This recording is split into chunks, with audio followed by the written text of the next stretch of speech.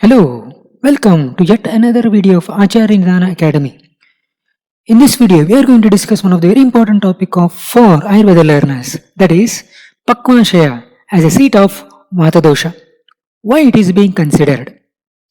Before going into this particular subject proper, we are going to discuss some of the concepts as usual.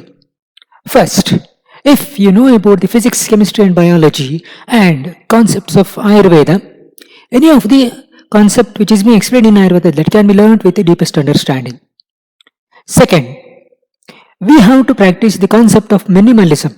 The word minimalism refers to we have to take one small topic, and we have to look into the multiple angles towards that particular topic.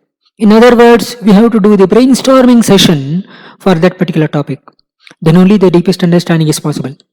Third, if you know about each and every corner of Kriya Sharira, then learning Roga Nidana is not at all difficult. But if you are not knowing that, then it is a little bit difficult. If you are knowing about the concepts of Roga Nidana from each and every corner, then learning Kaya Chikitsa is not at all difficult. Fourth, whenever we are going to learn any particular topic, we have to identify the pattern identification. So pattern in the sense repeated certain behaviors, repeated certain food habits, or repeated certain dietary regimens, so that we can able to modify that particular pattern, so that restoration is possible, and we can able to create a particular pattern so that maintenance of the health is possible. Let us take, for example, if a person is taking the sour buttermilk for a period of 3 to 4 days or more than that, at night time, before going into bed, naturally, as it is a sore, so that is responsible for the increase of Pitta Dosha there. See, continuously he is taking sour buttermilk for a period of a week or so, that is leading to the increase of Pitta Dosha in the body. So in that particular situation, what modification one has to plan? So that is, he has to take the buttermilk which is not having sour taste.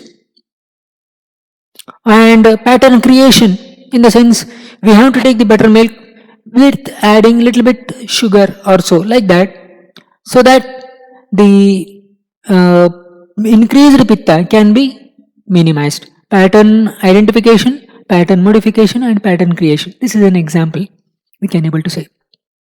And last, no compromise in the fundamentals of Ayurveda that will be done while discussing about these small topics. So now let us look into the basic understanding of dosha and its relation with that of the alimentary canal or gastrointestinal tract.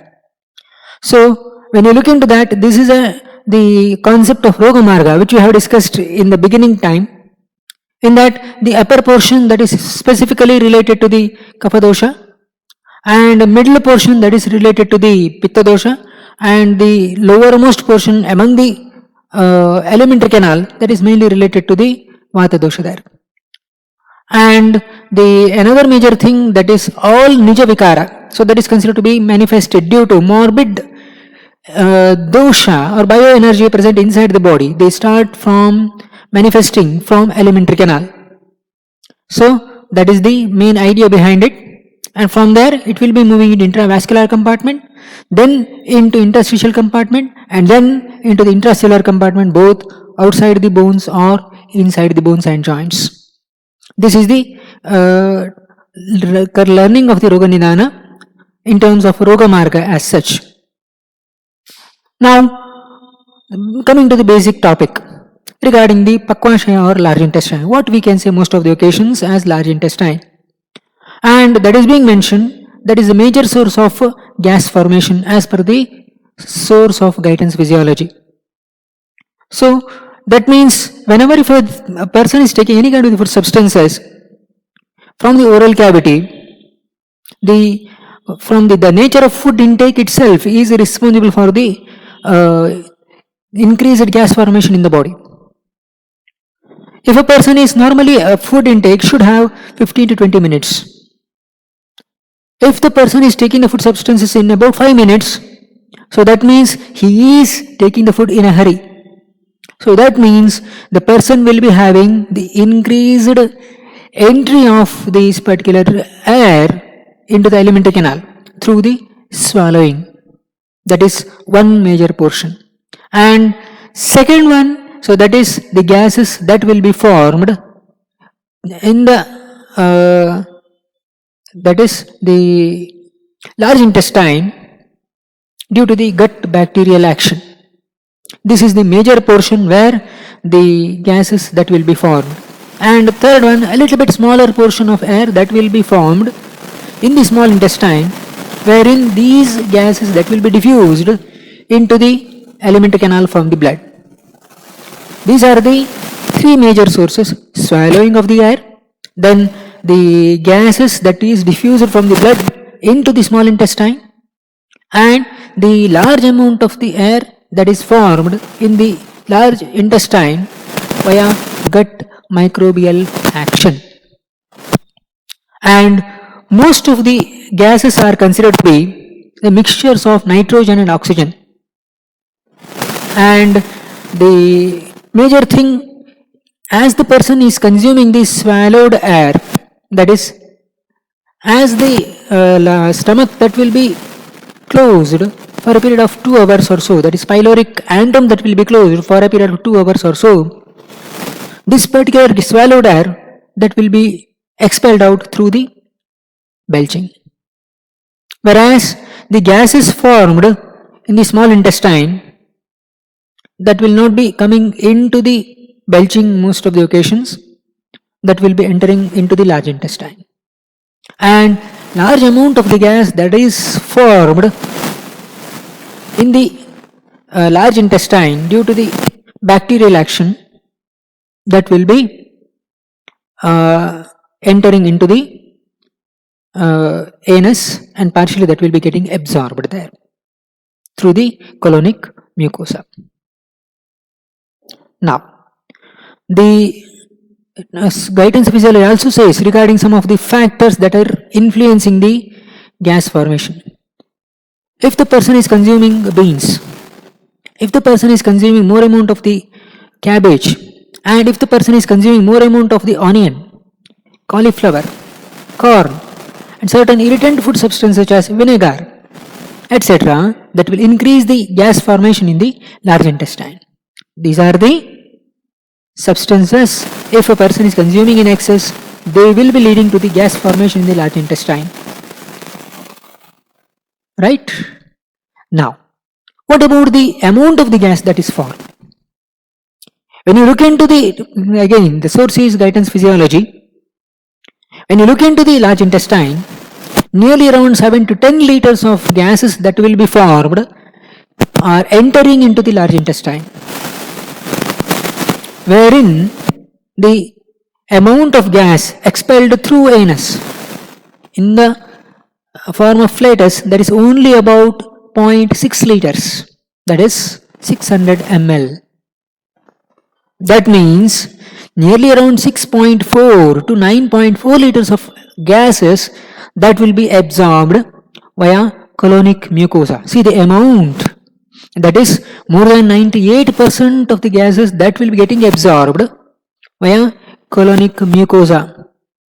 Only about 0.6 liters of the gas that will be eliminated via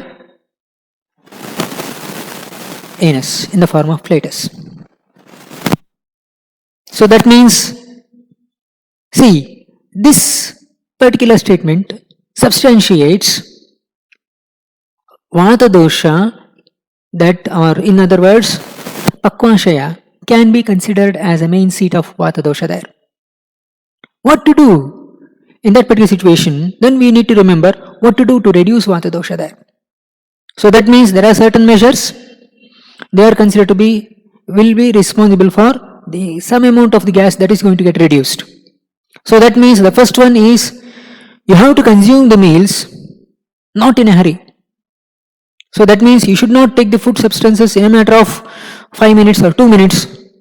You have to increase the timing for one particular meals. That means 15 to 20 minutes are necessary to consume the food substances. Second, so whenever if you are taking the food substances, that should have fibrous substances.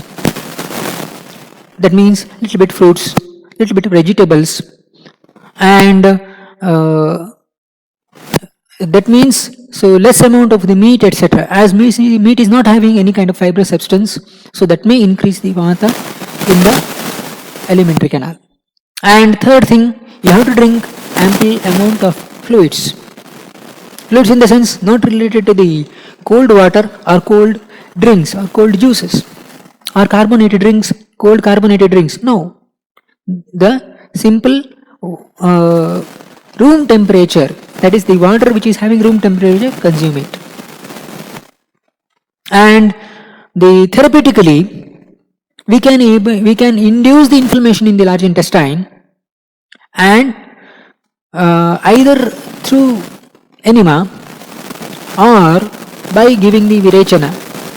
Virechana increases the peristaltic movements, thereby the absorption of these gases, etc., that is going to get reduced, that will be expelled out via anus. So, and the in administration of the medicine through the anal route or rectal route, so that is we are giving the enema, medicated enema containing Ayurveda drugs, so they are considered to be irritants to the colonic mucosa. So that means more secretions that will be formed, and that will be eliminating the gas formation formed in the large intestine via that is going to get eliminated. That's how we are able to reduce the Vata Dosha formation or Vata formation there. So take home messages are from today's discussion. They are, first one, the gases formed in the large intestine, they are having usually three sources. One, that is swallowed air.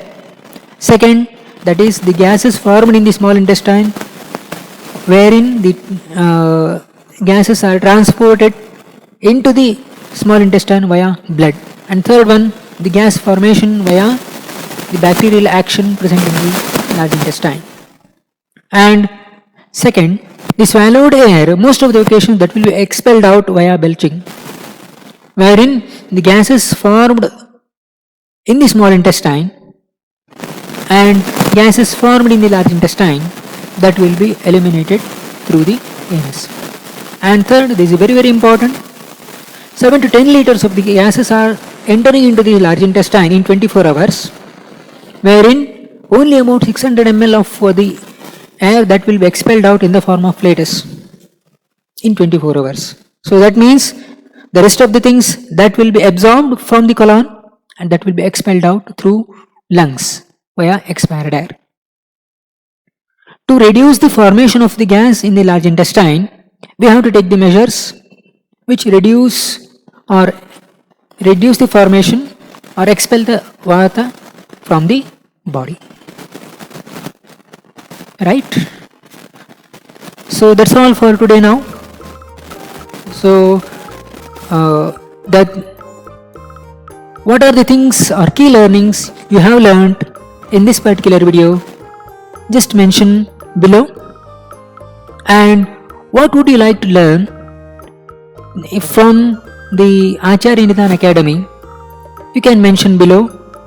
And what are if you are really liking the video, then share this video to the maximum number of people who are the true Ayurveda learners.